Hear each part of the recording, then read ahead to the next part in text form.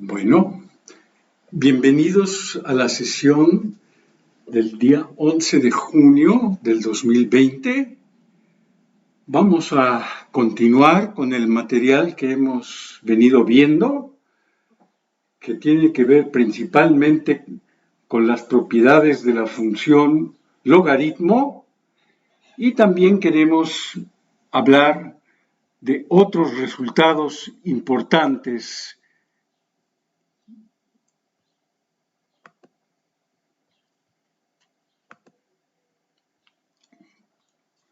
Entonces, la vez pasada introdujimos la función logaritmo como la integral de 1 sobre t dt desde 1 hasta x. Y observamos nosotros que logaritmo de x, para el caso en el que x sea mayor que 1, pues representa el área de la región R que tenemos aquí.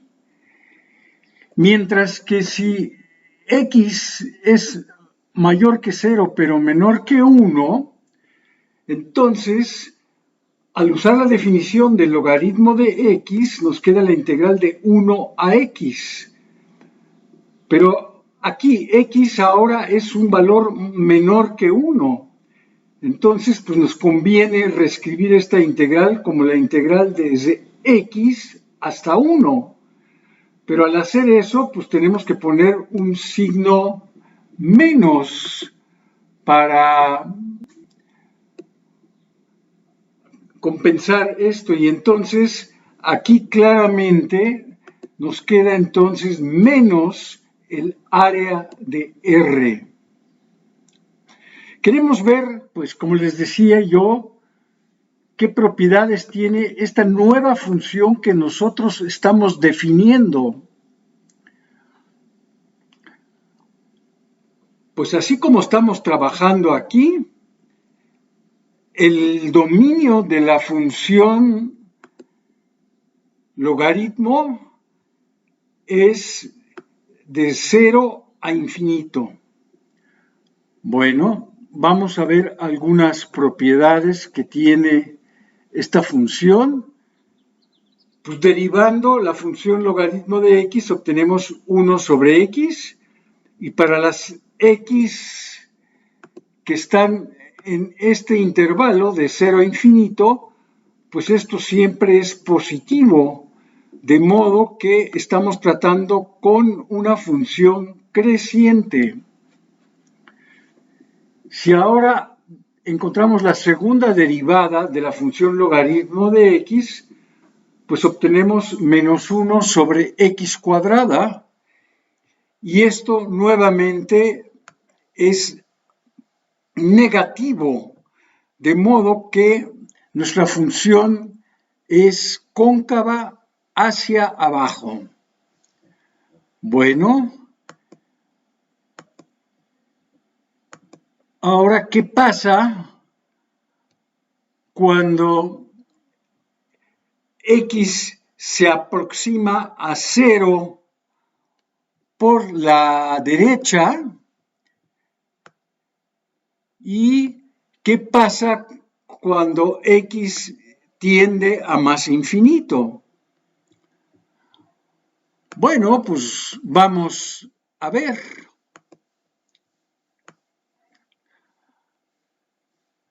Vamos a demostrar nosotros que cuando x tiende a más infinito, la función logaritmo también tiende a más infinito.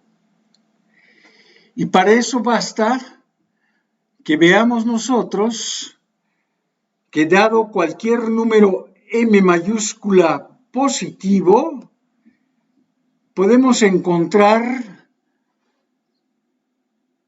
que la función logaritmo de x exceden a m, siempre y cuando tomemos valores suficientemente grandes de X. Bueno, vamos a tomar n mayúscula, un entero arbitrario,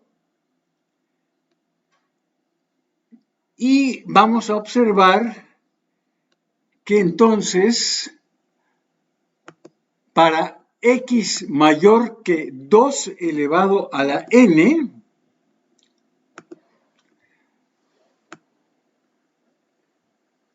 nosotros tenemos, como el logaritmo es una función creciente, pues logaritmo de x es mayor que el logaritmo de 2 a la n. Pero el logaritmo de 2 a la n es lo mismo que n logaritmo de 2. Y como el logaritmo de 2, por lo que dijimos hace un momento, es positivo, pues esta cantidad n logaritmo de 2 que aparece aquí, en esta parte, pues puede hacerse arbitrariamente grande, porque esto es positivo y pues n mayúscula la puedo tomar tan grande como yo quiera.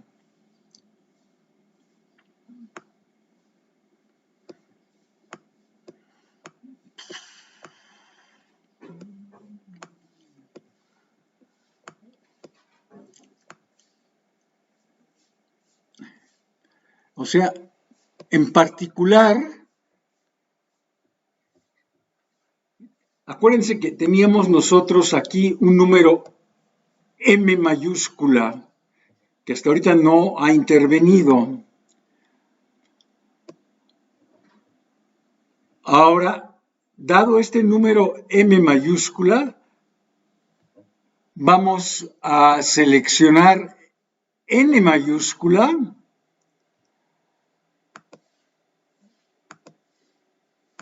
de tal forma que n logaritmo de 2 sea mayor estrictamente que esta m mayúscula. Entonces, para cualquier x mayor que 2n, pues tendremos que el logaritmo de x va a ser mayor estrictamente que m. Y por lo tanto, el límite de la función logaritmo de x cuando x tiende a infinito va a ser más infinito. Y pues de manera completamente análoga podemos nosotros ver que cuando nos acercamos a 0 por la derecha, el límite de la función logaritmo de x es menos infinito. Pues resumiendo lo que sabemos de la función logaritmo, sabemos que es positiva para x mayor que 1. Sabemos que es negativa para x menor que 1, pero mayor que 0. Sabemos que es 0 para x igual a 1. Sabemos que es creciente porque su derivada es 1 sobre x, que ya dijimos que siempre es positiva. Su segunda derivada es menos 1 entre x cuadrada. Entonces la función es cóncava hacia abajo. Y por lo que acabamos de ver, conforme x se hace grande, la función tiende a más infinito. Y conforme la función se acerca a 0, pues la función tiende a menos infinito.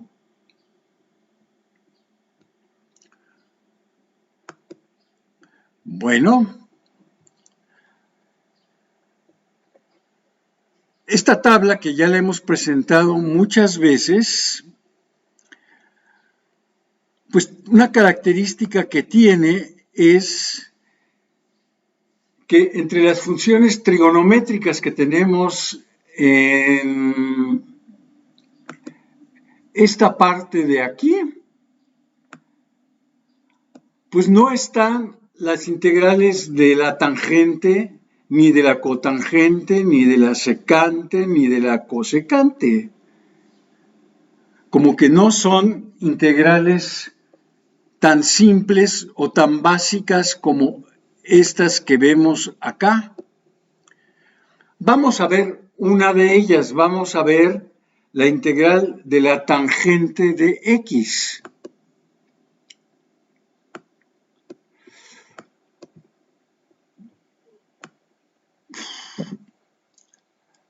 Aquí, para recordar, puse una parte de la gráfica de la función tangente de X, pero restringiéndome al intervalo menos pi medios a pi medios. Por razones obvias, ¿no? Aquí la función tangente manifiesta saltos, ¿no? En estos puntos, en menos pi medios y pi medios. Entonces, pues queremos restringirnos al intervalo menos pi medios, donde la función se comporta bien. Bueno, pues la integral de la tangente de X la puedo expresar como la integral del seno de X entre el coseno de X. Y pues ahora, al ver eso, al ver que aquí abajo tengo una función y aquí arriba básicamente tengo la derivada de esta función de abajo, pues se antoja hacer un cambio de variable que es este, u igual a coseno de X. Y pues si hacemos este cambio de variables, la derivada de u respecto a X, pues es simplemente menos el seno de X. Entonces, aquí reacomodamos, aquí en esta parte reacomodamos las cosas, ponemos 1 sobre coseno de X, aquí ponemos menos seno de X, y como puse aquí un menos, pues tengo que compensar con otro menos acá. Y ahora esto me queda como menos la integral de 1 sobre u de u. Y observando que para X en este intervalo, la función u, que es el coseno de X, es positiva, pues la integral de 1 sobre e es el logaritmo de u simplemente con este signo menos que tengo acá.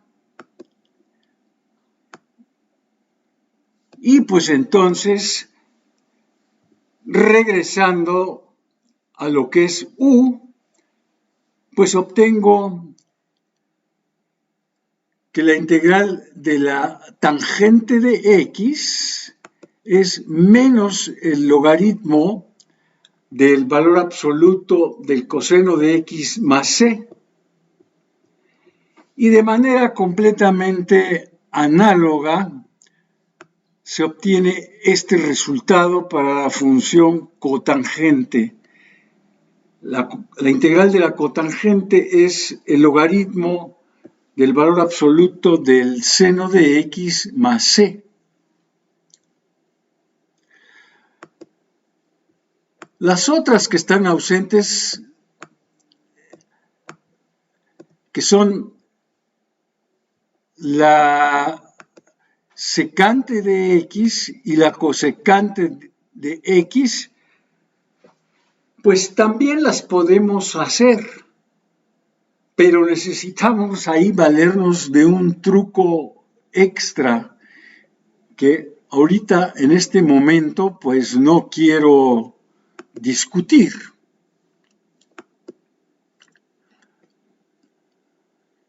Bueno, pues estas propiedades ya las mencionamos de la función logaritmo, que el logaritmo de 1 es 0, que el logaritmo de un producto es la suma de los logaritmos, que el logaritmo de un cociente es la diferencia de los logaritmos y que el logaritmo de a a la r, donde r por lo pronto es un número racional, es r veces el logaritmo de a.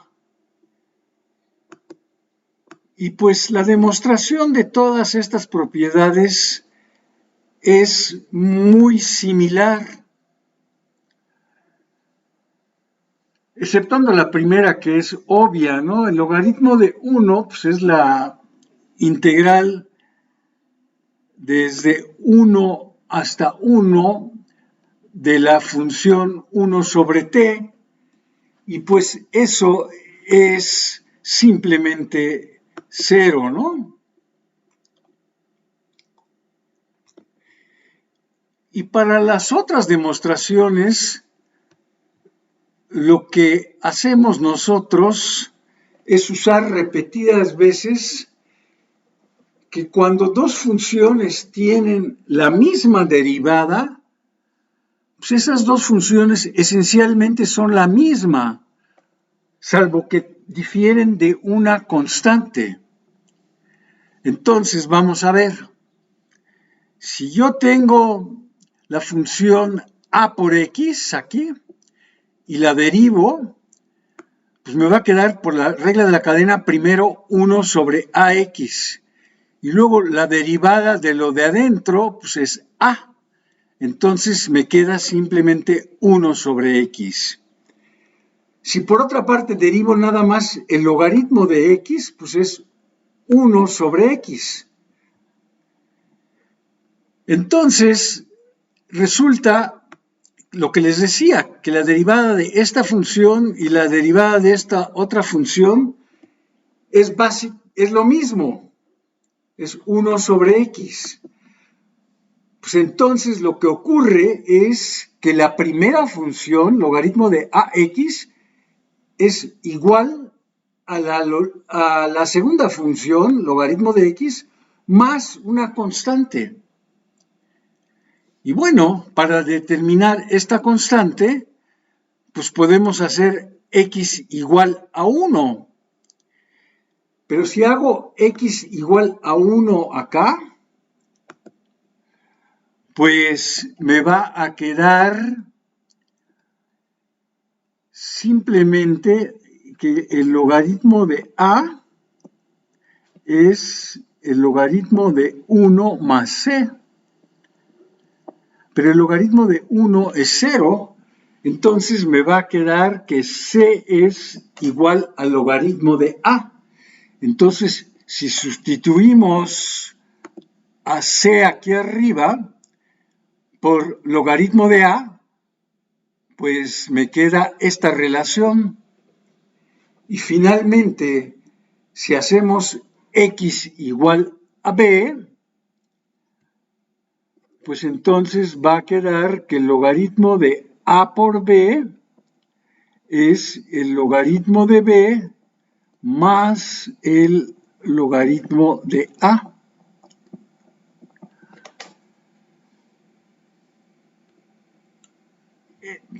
Pues para el siguiente caso, que es este de aquí del logaritmo de a entre b es igual al logaritmo de a menos logaritmo de b, pues no es muy difícil, no es muy complicado. Aquí se describen los pasos de cómo se puede proceder.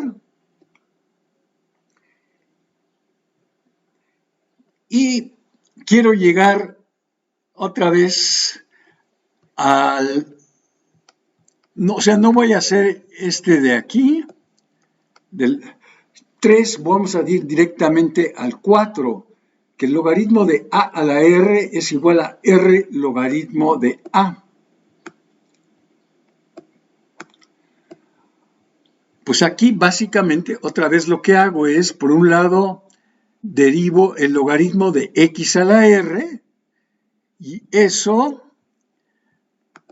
pues es 1 sobre el argumento que tengo por la derivada de lo de adentro, que es rx a la r menos 1, y esto simplemente me da r sobre x.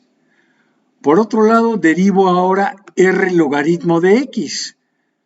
Pues esto es muy fácil porque r es una constante que sale fuera, la derivada del logaritmo de x es 1 sobre x y me queda r sobre x exactamente lo mismo que acá. De modo que otra vez, estas dos funciones que tengo aquí tienen la misma derivada, por lo tanto difieren en una constante. Y pues puedo tomar otra vez x igual a 1 en esta relación, y si hago eso, pues lo que va a quedar va a ser logaritmo de 1 a la r es r logaritmo de 1 más c. Pero esto es 0, 1 a la r, para r racional es 1, entonces esto también es 0. Entonces, pues la constante que obtengo es 0. Entonces, esta relación que tengo acá se reduce a esta. Y por lo último, si tomo x igual a, pues me va a dar logaritmo de a la r, es r veces el logaritmo de a. Y listo, ¿no? Ahora, quiero mencionar un teorema que ustedes ya conocen muy bien del cálculo diferencial, que es el teorema del valor extremo, y que lo que nos dice esencialmente este resultado es que si tenemos una función continua en un intervalo cerrado AB, entonces la función alcanza tanto un valor mínimo absoluto como un valor máximo absoluto en M.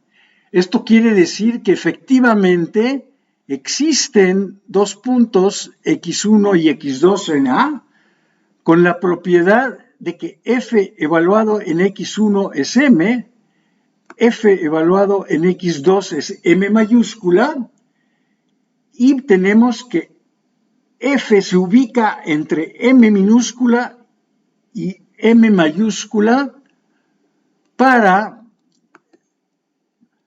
toda x en AB.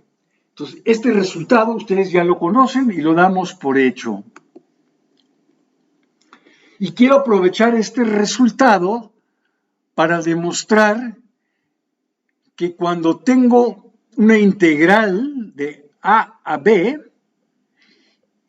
de una función f que tiene un valor, digamos, máximo, digamos, podría ser m mayúscula, y un valor mínimo que podría ser m minúscula en AB, entonces la integral de la función f sobre el intervalo AB pues se ubica entre estas dos cotas, entre m mayúscula por b menos a y por el otro lado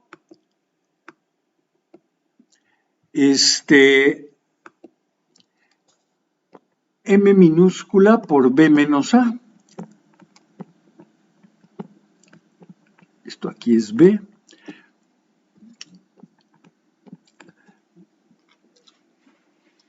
Sí, o sea, tenemos una situación análoga a lo que teníamos.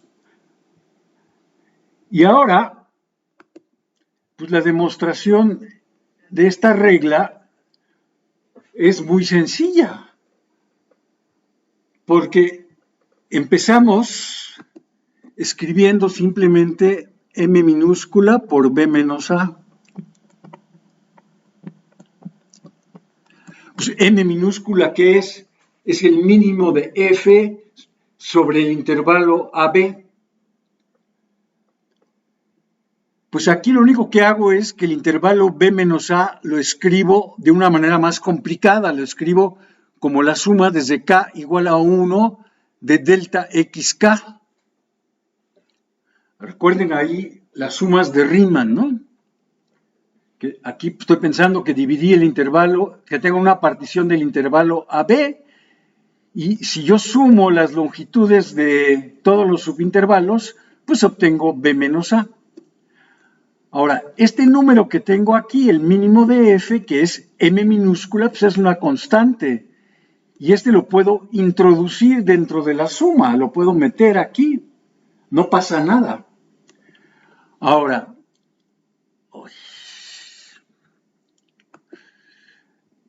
este número mínimo de F, que es M, pues es menor o igual que F evaluado en cualquier punto en AB, porque es el mínimo.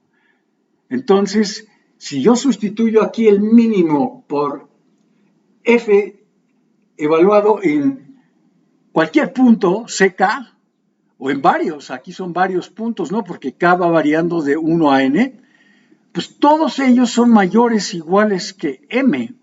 Entonces, por eso obtengo aquí esta desigualdad. Ahora, por otro lado, estos números que tengo aquí, de K igual a 1 hasta N, pues son menores o iguales que M mayúscula, que es el máximo de F para X en AB. Entonces, cada uno de estos números pues es menor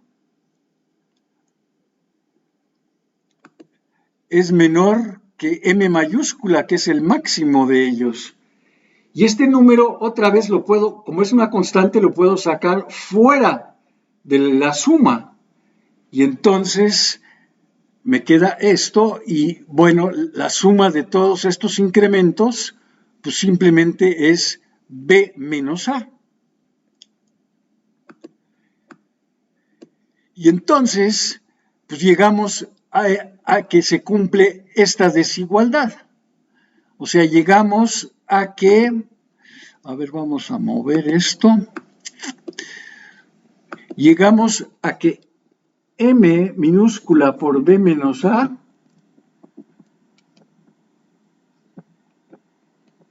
que es esto, es menor o igual que esto. Pero esto que tengo aquí son precisamente casos particulares de sumas de Riemann para la función f, este de acá. Esto que tengo acá es una típica suma de Riemann. Y resulta que todas las sumas de Riemann cumplen esto. Pues si todas lo cumplen, pues también cuando tome yo el límite aquí, el límite, cuando yo tome el límite, cuando n tiende a infinito, pues eso va a ser la integral de f de x va a ser menor o igual que m por b menos a, por un lado, y mayor o igual que m minúscula por b menos a por el otro, que es lo que queríamos nosotros probar. Bueno, pues aquí lo dejamos.